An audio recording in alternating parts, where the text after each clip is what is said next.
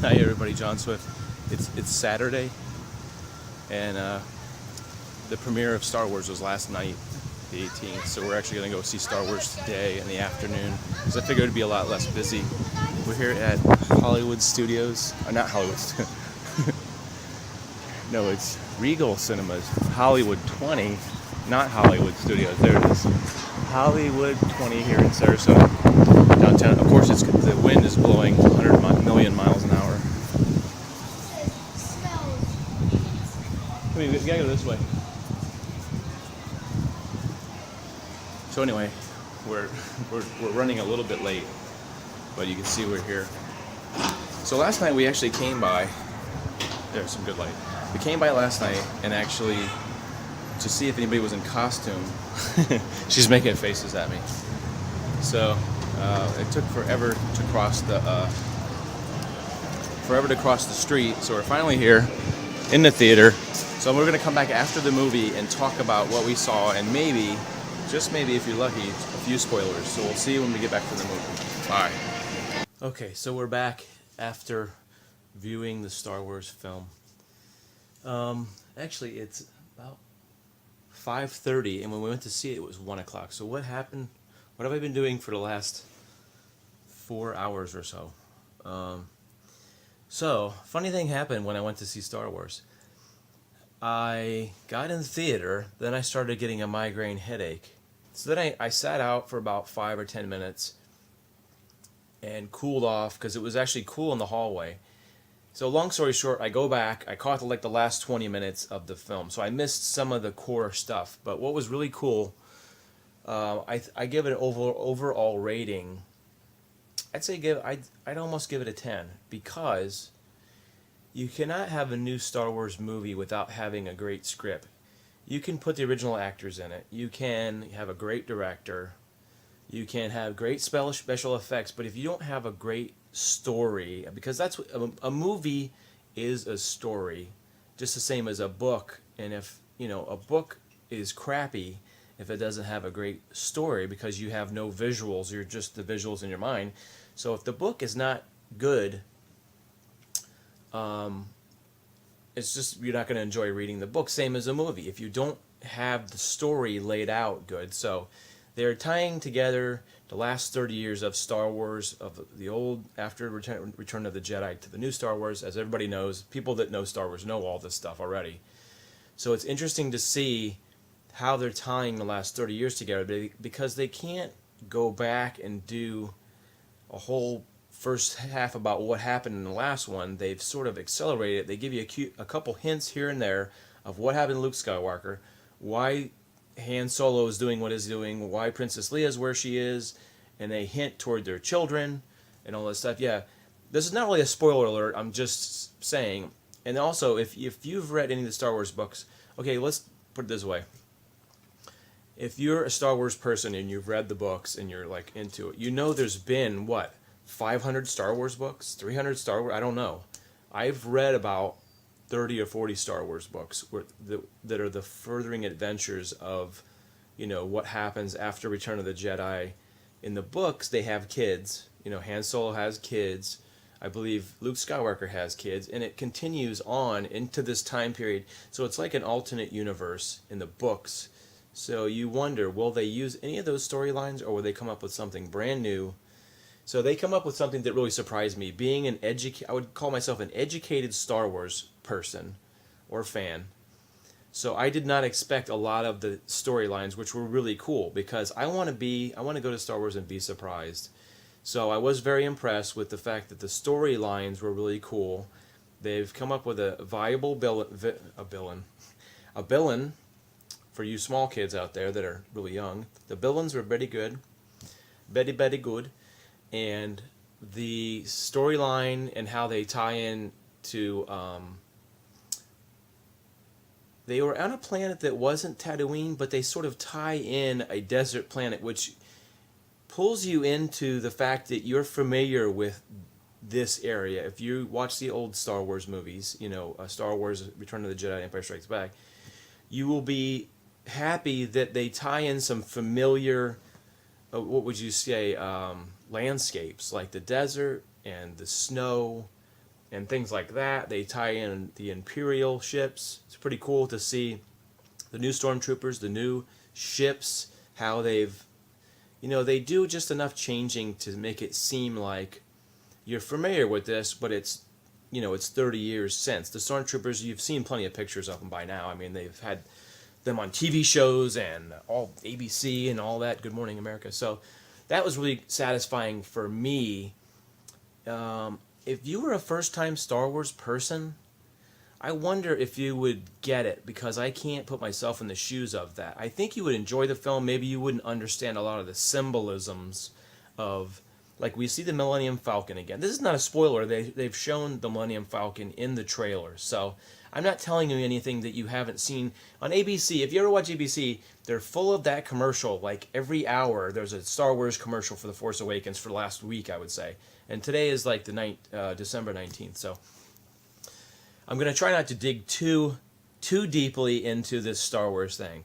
So just a quick rundown. I saw Star Wars in the theater in 1977 with my dad at the time, who has since passed, but that's not the important thing. But so it really got into me because I didn't see it on video, because if you didn't see it in 77, you would have had to see it on like video cassette, and then maybe on DVD. And then when they came out with the Star Wars again in the theaters, in the late 90s, before Episode 1 came out. So I think seeing something on the big screen, if you're a movie fan, you understand that when you go to the theaters and you see it on a big screen, you really feel sort of immersed like you would if you go to like an IMAX, or if you've been to theme parks where you see 360. It's just like you can't focus on anything but the movie, because it's so big. And plus, if you're at home, there's always distractions to distract you from watching a DVD or whatever. I have some issues with that. Sometimes I have to get up during watching a DVD, a movie at home, and I don't feel like my undivided attention. But when you're at the theaters watching, I think you're totally immersed in it. Plus, the picture is 20 feet high or whatever, depending on how big your theater is. It's interesting that way. So and plus the sounds, it's surround sounds and all that stuff. So one thing I wanted to talk about just real quick, without getting too super deep, is the relationship between these movies and how some of the props involve in the film. And I might do a video, another video on just talking about some of the Easter eggs that are in the movie, which I saw, which bring back some of the old Star Wars. And when I say old, I say like the first trilogy, the 4 through 6, I guess it is.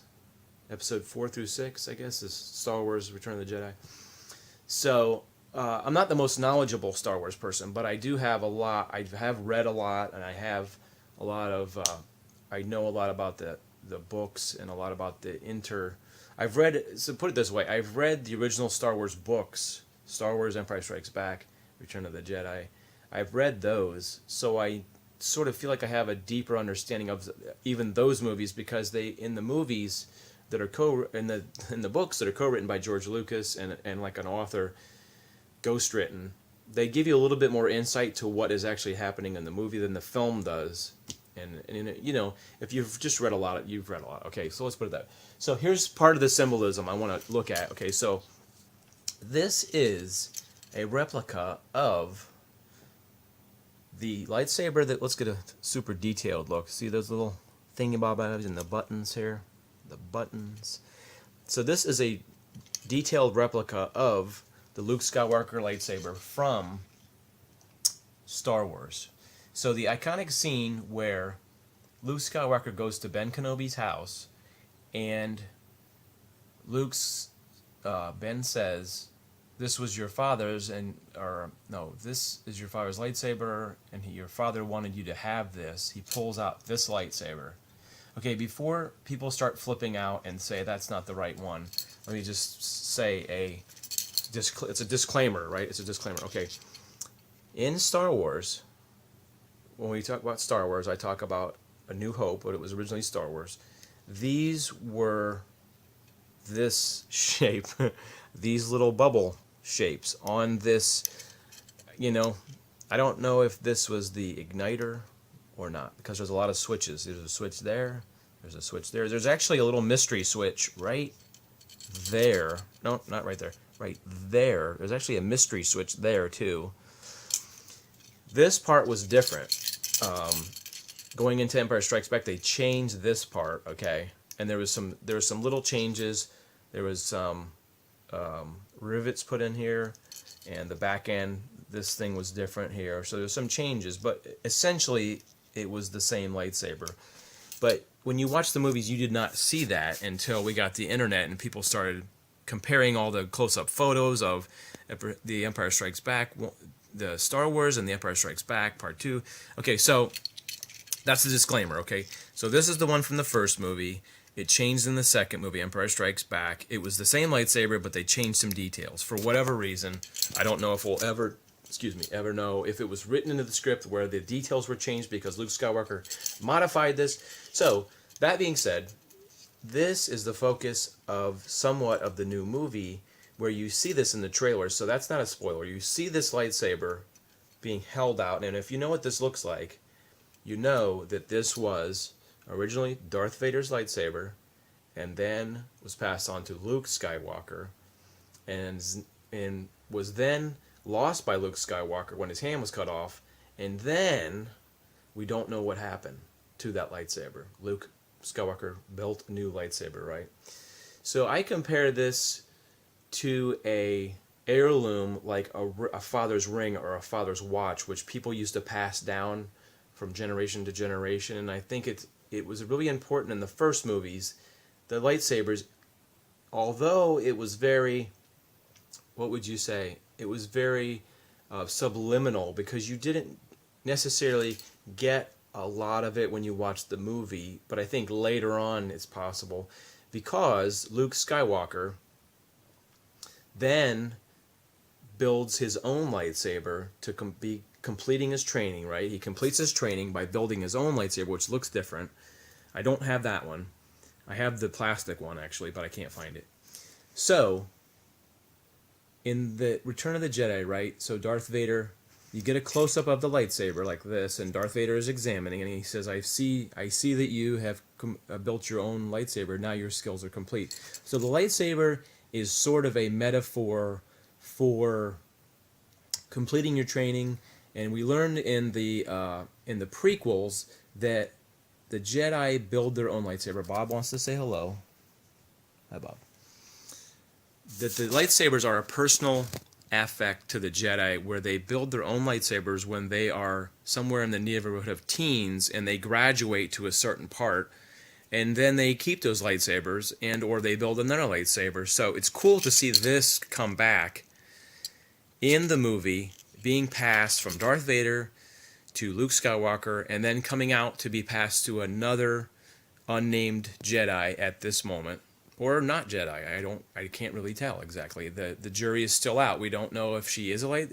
So what's cool is we have some mysteries, like The Empire Strikes Back. Is Luke Skywalker the son of Darth Vader? Just like in Empire Strikes Back, we want to watch the next movie. So that is cool. What's not cool, we probably have to wait 2 years for another movie. But what is cool is that we have something to look forward to. We have some mystery.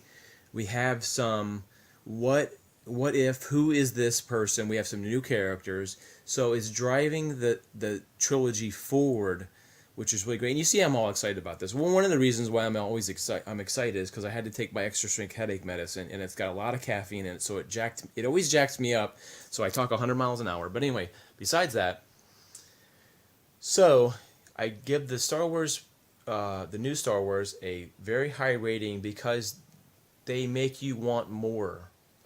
Rather than you just see the movie and then you understand, okay, that's what happened to Luke Skywalker, that's what happened to Han Solo, and that's what happens to Princess Leia and Chewbacca and the droids, and that's who. It's going to lead you, and that's originally what Star Wars to me was you watch Star Wars, you have more questions. Actually, Star Wars was built to be like, okay, the bad guys were overthrown, we won, we blew up the Death Star. It was a little bit of a closure at the film, but you still don't know who Darth Vader is, you still don't know who the Emperor is. You have all these questions, and then Empire Strikes Back comes out and gives you more questions about Darth Vader told Luke that he was his father, blah, blah, blah, blah.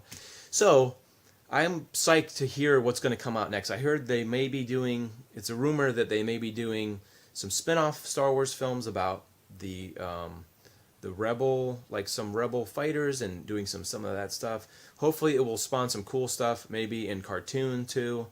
We'll have lots of more toys to look forward to. Of course, new lightsabers will be coming out. Hopefully they'll do this one. Like the prequels, they didn't do this one. They had a streamlined version of this one, which actually wasn't that. It wasn't. It was a different version. It was supposed to be this, but it wasn't this. Okay, so you super hardcore, you know who you are out there. You super hardcore Star Wars fans know this. That in episode, what was it? Episode 3, he had Anakin Skywalker built this lightsaber and then lost it after the fight with Obi-Wan Kenobi, and you know that lightsaber was not the same as the one that was supposed to be his in the films. They have brought back the exact copy of this in the films, which is super exciting, as well as you see TIE fighters, and you see all this familiar stuff. You see the Millennium Falcon, you see Han Solo, of course, which everybody knows he's going to be in. You see Chewbacca, and you see the droids, and it's really cool to be back in a familiar universe. And you can tell that I am a pretty hardcore fan. It's just as a 10-year-old kid, it really made me got a sense of wonder about, wow, this is really something new and interesting to the concept, and good and evil, and it spawned a lot of people. I think a lot of the people who direct films these days have cited Star Wars was something that I thought opened my mind up to what the possibility of special effects and creatures, and they called a used universe. Just, I think it just opened up people's minds to what film could be and what science fiction could be. So anyway, I'm gonna stop my rambling, and I just hope that you guys will go see the film, and you'll find out for yourself how neat is that J.J. Abrams and the people who did the script were tying it in to the new film. I'm pretty psyched. I'm looking forward to, actually I'm going to go see it again because I missed part of it, so now I got to go see it again. But hopefully I'm going to go with my grandson. I'm going to talk him into going with me, because he doesn't really fully understand the whole Star Wars thing. He's only 7. So it's a pretty great experience. Make sure you go to Spreadshirt.com to get a cool shirt right there. johnswift.spreadshirt.com, and you can get this. You can get a shirt like this with the big logo on it or a small logo, and I've got different colored logos, and I've got hats and mugs and stuff, and if you're interested in that stuff. And subscribe so you can see my new videos or whatever. I hope you enjoyed this video. We'll see you in the next one, guys. Hopefully I'll have a really fun video for you next. The one that's coming, the one that I just shot was about a mystery house in the woods. It's pretty creepy and pretty crusty and interesting and scary at the same time, so that I'll be posting soon. It's good to see you guys. If I don't see you, have a great Christmas, and we'll see you in the next video. Bye-bye.